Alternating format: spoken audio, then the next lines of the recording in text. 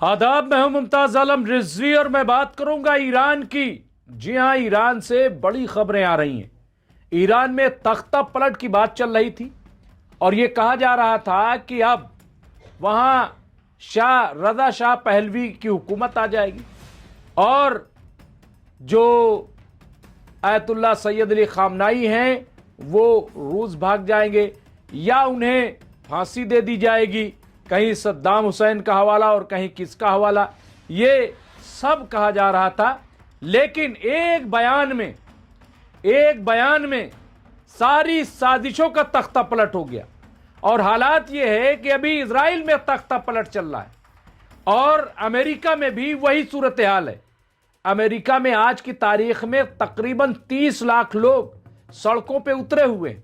इसके साथ साथ अगर इजराइल में आप देखेंगे तो वहां पे बड़े पैमाने पे लोग प्रोटेस्ट कर रहे हैं और कह रहे हैं कि नेतन्याहू इस्तीफा दो। ये चल रहा है, लेकिन मीडिया से वो खबरें गायब है। ईरान की दिखाई जा रहा तो दिखाइए अब खबरें। ईरान में कोई मोहल्ला, कोई गली, कोई सड़क नहीं बची जहां ईरानियन निकल करके और इनकलाबे इस्लामी ईरान को बचाने की हिमायत न कर रहे हो। देखिए आप, और जो दंगाई थे वो किस तरह से भाग रहे हैं। फिर इसके अलावा एक बयान जो आया है जिसने सबको हैरान कर दिया। पहला बयान आया था सऊदी अरब से, वो ईरान के साथ खड़ा हो गया, ईरान हुकूमत के साथ खड़ा हो गया। दूसरा बयान तुर्की की तरफ से आ गया।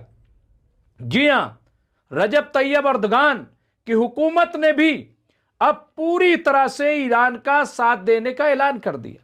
यह ऐलान जो है वो दुश्मनों के लिए काफी परेशानी का बाइस बन गया, क्योंकि इसके बाद तो तख्ता पलट का कोई सवाल ही नहीं हो रहा था। लेकिन उससे जो इंपॉर्टेंट वो ईरान की आवाम, और दूसरा ये कि अब ईरान ने एक और बड़ा ऐलान किया।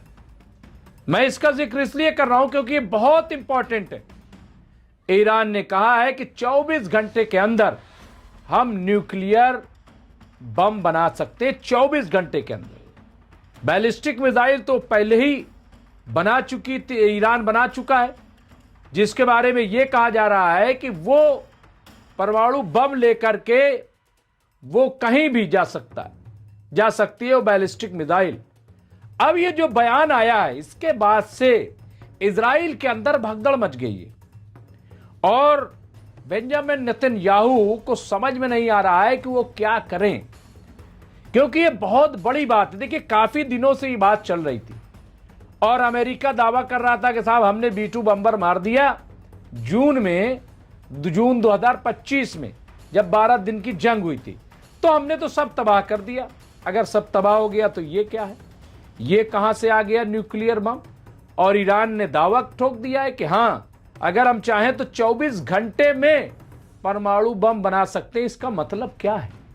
ईरान ने अब ऐलान कर दिया एक तरह से कि साहब हम परमाणु शक्ति हैं, और इसी का डर शायद इजराइल को था, अमेरिका को था। अब आप बताइए इजराइल क्या करेगा? क्या इजराइल में इतनी हिम्मत है, इजराइल में इतनी ताकत है कि अब वो ईरान को अटैक करे, अमेरिका ईरान पर अटैक करे? और बार बार आज भी जो ईरान के वजीर खारजा सैयद अब्बास राक्शी, उन्होंने साफ लफ्जों में कहा है कि अगर किसी ने जर्रा बराबर गुस्ताखी की तो उसको मुंह तोड़ जवाब दिया जाएगा। और यही नहीं, ईरान ने तो यह भी कहा कि अगर हमें शक भी हो गया कि अब हम पे अटैक होने वाला है तो हम पहले ही अटैक कर देंगे। यानी ये ईरान की जो तैयारी है, और अब तो अपने हाथ में कमान ले ली है आयतुल्लाह सैयद अली खामनाई साहब, जिनके बारे में एक साहब बंकर में हैं और वो रूस भाग गए हैं और पता नहीं क्या क्या कहां से चंडू खाने की खबर लेकर के आए थे। वो वहीं मौजूद है, रूटीन में मीटिंगें कर रहे हैं। और अब फौज की IRGC किसके अंडर में आती है? IRGC supreme leader of Iran Syed Ayatollah खामनाई के अंडर में। उन्होंने 3 लाख फौज बॉर्डर में और कई हजार IRGC के जवानों को मैदान में उतार दिया है, जो अब वो आतंकी प्रोटेस्टर को पकड़ रहे हैं, उनको गिरफ्तार कर रहे हैं, जो गोलियां चलाते हुए नजर आ रहे हैं, जो अवाम पे गोली चला रहे हैं, लोगों पे गोलियां चला रहे हैं, जिन्होंने फौज के लोगों को मारा। अब उनकी अरेस्टिंग हो रही है और खबर यह है कि सिर्फ अरेस्टिंग नहीं होगी बल्कि फौरी तौर पर उन्हें चौराहे चौराहे जो है उनकी फांसी देने का काम किया जाएगा। अब ये खबरें तमाम आ रही हैं। इसकी वजह से 24 घंटे के अंदर आप देखिए कि पूरा ईरान कंट्रोल में आ गया।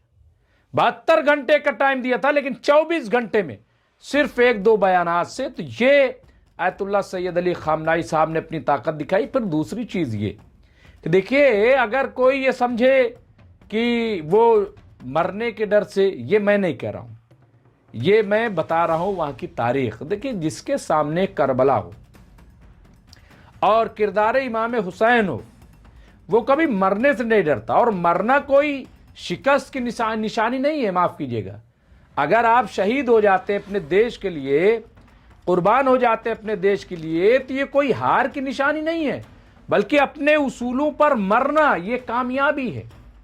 अपने उसूलों के लिए, अपने मुल्क के लिए कुर्बान हो जाना, जान दे देना, ये हार की निशानी नहीं, ये जीत की निशानी। करबला में क्या हुआ? इमाम हुसैन ने जान अपनी दी, पूरे कुनबे को इमाम हुसैन ने लुटा दिया, तो क्या वो हार गए थे? नहीं। आज किसका दुनिया में परचम बुलंद? यजीद का या इमाम हुसैन का? आप बताइए।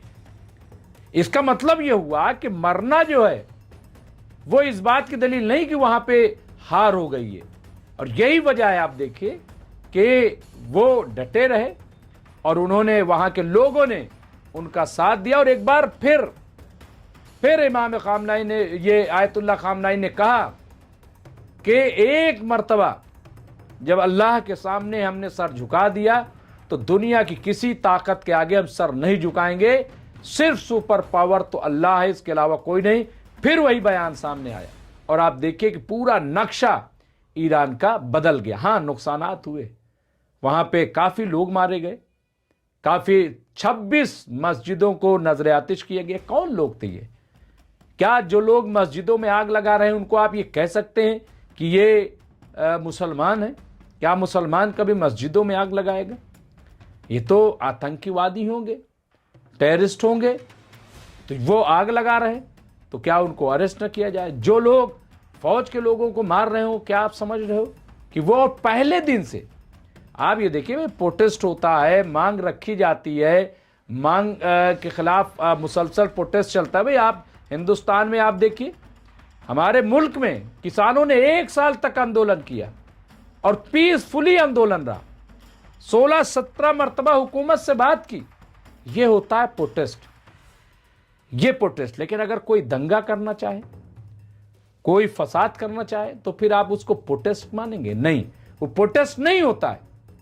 तो ये ईरान में जो हुआ पहले दिन से, आप बताइए आग कैसे भड़क गई, कैसे लूट मार हो गई, मॉल, शॉपिंग मॉल लूटे जाने लगे, बम धमाके होने लगे, कैसे होने लगा? इसका मतलब क्लियर था कि वहां पे एजेंडा सेट था और किसी तरीके से गृह युद्ध वहां पे करना था, लेकिन कुछ भी नहीं हुआ। और आज पूरा ईरान उमड़ पड़ा, पूरा ईरान, जो ईरानी हुकूमत है उसके साथ, आयतुल्लाह के साथ खड़ा हो गया।